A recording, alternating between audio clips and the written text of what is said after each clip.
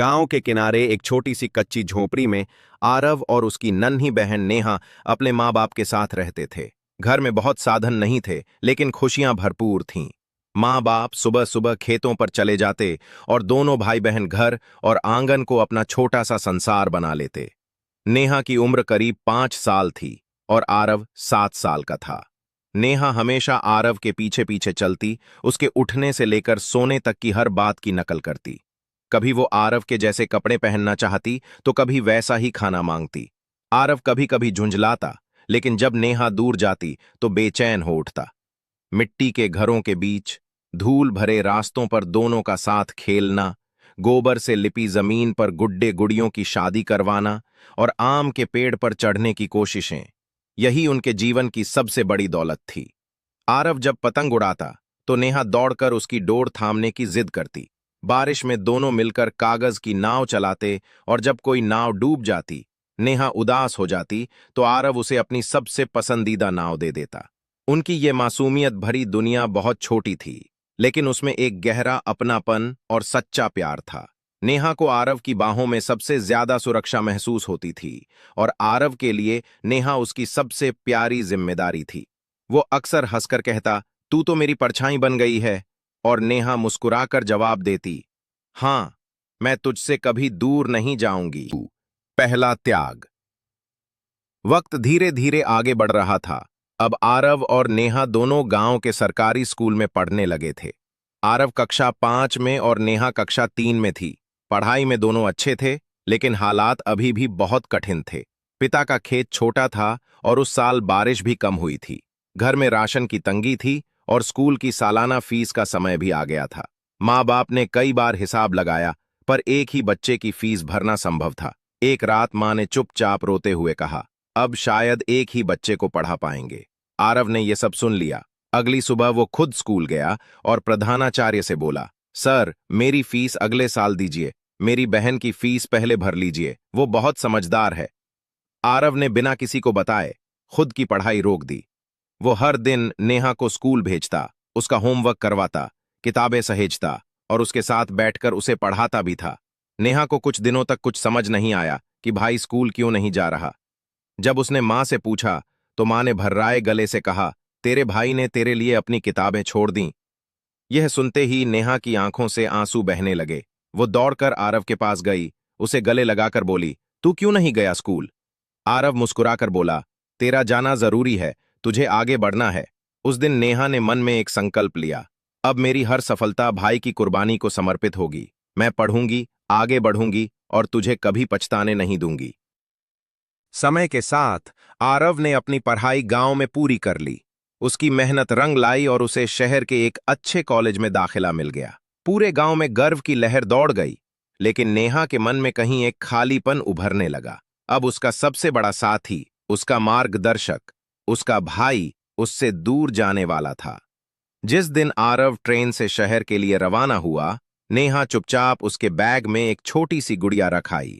वही गुड़िया जिससे वे दोनों बचपन में खेला करते थे। आरव ने जाते वक्त नेहा के सिर पर हाथ रखा और कहा, जल्दी बड़ी हो जा, अब तुझे खुद को भी और मुझे भी संभालना है। नेहा कुछ न कह सकी, बस उसकी आंखें भर आईं। शहर में आरव का जीवन बहुत व्यस्त हो गया, लेकिन वो हर हफ्ते पोस्ट ऑफिस जाकर चिट्ठी लिखता, कभी नेहा के नाम, कभी माँ के नाम। नेहा उन चिट्ठियों को बार बार पढ़ती, उन्हें अपनी किताबों में संभाल कर रखती। चिट्ठियों में आरव अपनी पढ़ाई, दोस्त और संघर्ष के बारे में लिखता, लेकिन हर पंक्ति में नेहा के लिए हौसला और प्यार झलकता। घर में मोबाइल नहीं था, इसलिए हफ्ते में एक बार पास के किराने की दुकान के लैंडलाइन पर आरव का फोन आता। नेहा पहले से तैयार होकर बैठती, जैसे किसी त्योहार का इंतजार हो। जब फोन की घंटी बजती, मां दौड़कर बताती, आरव का फोन है, और पूरे घर में जैसे रोशनी फैल जाती। फोन पर आरव सबसे पहले पूछता, नेहा पढ़ाई कर रही है ना? और नेहा मुस्कुराकर कहती, तेरे सपने पूरे करूंगी भाई। वो थोड़ी देर की बात हफ्तों की ताजगी बन जाती, और फिर अगली चिट्ठी या कॉल तक नेहा उसी एहसास में जीती रहती। संघर्ष और सपने। नेहा अब किशोरावस्था में थी। स्कूल की पढ़ाई पूरी कर चुकी थी और अच्छे अंकों से 10वीं पास की थी। गांव में हर कोई कहता, लड़की बहुत होशियार है। लेकिन जैसे जैसे नेहा बड़ी हो रही थी, समाज की जंजीरें कसने लगीं। पड़ोस की औरतें ताने देतीं, अब लड़की सयानी हो गई है, ज्यादा पढ़ लिख कर क्या करेगी। कुछ रिश्तेदारों ने माँ बाप को समझाया, अब इसकी शादी कर दो, पढ़ाई लिखाई बहुत हो गई। एक दिन एक रिश्तेदार अच्छे घर का रिश्ता लेकर आया। माँ बाप सोच में पड़ गए। बेटी की पढ़ाई आगे कराना मुश्किल था और समाज की बातों का भी दबाव था। नेहा सुनकर स्तब्ध रह गई। उसके सारे सपने जैसे एक पल में बिखरते नजर आए। वो रात भर रोती रही, लेकिन किसी से कुछ नहीं कहा। इसी बीच आरव का पत्र आया। उसने सब जान लिया था। उसने तुरंत गांव आकर सभी को इकट्ठा किया और साफ शब्दों में कहा, मेरी बहन की जगह रसोई नहीं क्लासरूम है। वो डॉक्टर बनना चाहती है और मैं उसकी राह में कोई रुकावट नहीं आने दूंगा। कई लोगों ने विरोध किया, पर आरव अडिग रहा। उसने एक छोटा सा पार्ट टाइम जॉब शुरू कर दिया और अपनी पढ़ाई के साथ साथ नेहा की कॉलेज की फीस भी भेजनी शुरू की। नेहा को शहर के कॉलेज में दाखिला मिल गया। वो गांव की पहली लड़की बनी जो कॉलेज तक पहुंची थी। नेहा जानती थी कि ये राह आसान नहीं होगी, लेकिन अब उसके पास भाई का संबल और खुद के सपनों की जिद थी। वो हर दिन सुबह उठकर सबसे पहले वही वाक्य खुद से कहती, मैं आरव की उम्मीद हूं, मुझे रुकना नहीं है। समय के साथ आरव ने अपनी पढ़ाई गांव में पूरी कर ली। उसकी मेहनत रंग लाई और उसे शहर के एक अच्छे कॉलेज में दाखिला मिल गया। पूरे गांव में गर्व की लहर दौड़ गई, लेकिन नेहा के मन में कहीं एक खालीपन उभरने लगा। अब उसका सबसे बड़ा साथी, उसका मार्गदर्शक, उसका भाई उससे दूर जाने वाला था। जिस दिन आरव ट्रेन से शहर के लिए रवाना हुआ, नेहा चुपचाप उसके बैग में एक छोटी सी गुड़िया रखाई। वही गुड़िया जिससे वे दोनों बचपन में खेला करते थे। आरव ने जाते वक्त नेहा के सिर पर हाथ रखा और कहा, जल्दी बड़ी हो जा, अब तुझे खुद को भी और मुझे भी संभालना है। नेहा कुछ न कह सकी, बस उसकी आंखें भर आईं। शहर में आरव का जीवन बहुत व्यस्त हो गया। नेहा ने आरव के संकल्प को अपनी प्रेरणा बना लिया था। वह कॉलेज के हर दिन को एक चुनौती की तरह जीती। किताबें, क्लास, प्रैक्टिकल, प्रोजेक्ट, वह थकती थी, टूटती थीं, पर कभी हार नहीं मानती। जब बाकी छात्र छुट्टियों में घर जाते, नेहा हॉस्टल में बैठकर पढ़ती, ताकि आरव की मेहनत का कोई कर्ज बाकी न रहे। आरव ने खुद की जरूरतें भुला दीं। पुरानी चप्पलें, फटा बैग, सादा खाना, लेकिन हर महीने नेहा की फीस और जरूरतें समय पर पहुंचतीं। कभी किसी दोस्त को बताता भी नहीं कि बहन की पढ़ाई के लिए दो दो नौकरी कर रहा है। 4 साल बाद वह दिन आया जब नेहा का नाम मेडिकल यूनिवर्सिटी की डिग्री सूची में सबसे ऊपर था। उसकी आंखों में आंसू थे। सपनों का सच हो जाना किसी चमत्कार से कम नहीं था। उसने डिग्री के साथ सबसे पहले अपने भाई को फोन किया। उधर फोन उठाते ही उसने धीमे स्वर में कहा, भाई, आज मैं डॉक्टर नेहा बन गई। आज जो कुछ भी हूं तेरी वजह से हूं। आरव चुप रहा। उसकी आंखों में आंसू थे, पर चेहरा मुस्कुरा रहा था। वह बोल सका बस इतना, मुझे तुझ पर गर्व है बहन, तूने मेरा सपना पूरा किया है। जब नेहा ने अपने पहले सरकारी अस्पताल में काम शुरू किया, तो अपनी टेबल पर आरव की एक पुरानी फोटो रखी, जिसमें वह कॉलेज की किताबें पकड़े मुस्कुरा रहा था।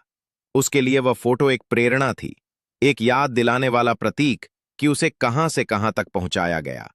गांव में जब लोगों को पता चला कि नेहा डॉक्टर बन गई है, तो वही समाज जिसने उसकी राह रोकी थी, अब उसकी मिसाल देने लगा। और आरव, वह अब चुपचाप हर सुबह उस अस्पताल की वेबसाइट खोलकर अपनी बहन का नाम पढ़ता और खुद को सबसे अमीर इंसान मानता। राखी का दिन, सावन का महीना था और हवा में एक विशेष मिठास घुली थी। गांव की गलियां रंगीन हो चुकी थीं। हर घर में राखी की तैयारियां चल रही थीं। लेकिन आरव के लिए यह राखी कुछ अलग थी। वर्षों बाद नेहा पहली बार राखी के दिन गांव आने वाली थी, और वो भी एक डॉक्टर बनकर। सुबह होते ही आरव आंगन में झाड़ू देने लगा। दीवारों पर पुराने पोस्टर हटाए और अपनी मां से बार बार पूछता, नेहा कब तक पहुंचेगी। मां मुस्कुराकर कहती, बेटा, अब तो तू खुद बाप बन गया, पर देखो राखी पर बहन के लिए कितना बेचैन है। दोपहर होते होते नेहा सफेद सलवार सूट पहने, हाथ में मिठाई का डिब्बा और एक खूबसूरत राखी लेकर घर पहुंची। आरव उसे देखकर चकित रह गया। वही नन्ही नेहा जो कभी उसके पीछे पीछे भागती थी, आज आत्मविश्वास से भरी, मुस्कुराती डॉक्टर बनकर उसके सामने खड़ी थी। नेहा ने आरव के सामने बैठकर उसकी कलाई पर राखी बांधी। उसकी आंखों में नमी थी। उसने कहा, इस धागे में सिर्फ रक्षा नहीं, आभार भी है। तूने मेरे लिए जो किया वो कोई किताब नहीं समझा सकती। मैं जो कुछ भी हूं, तेरे हर त्याग, हर हौसले की वजह से हूं। आरव कुछ पल चुप रहा, फिर धीरे से नेहा को गले लगा लिया। उसकी आवाज भर्राई हुई थी। मुझे कोई तोहफा नहीं चाहिए, तू ही मेरा सबसे बड़ा गौरव है।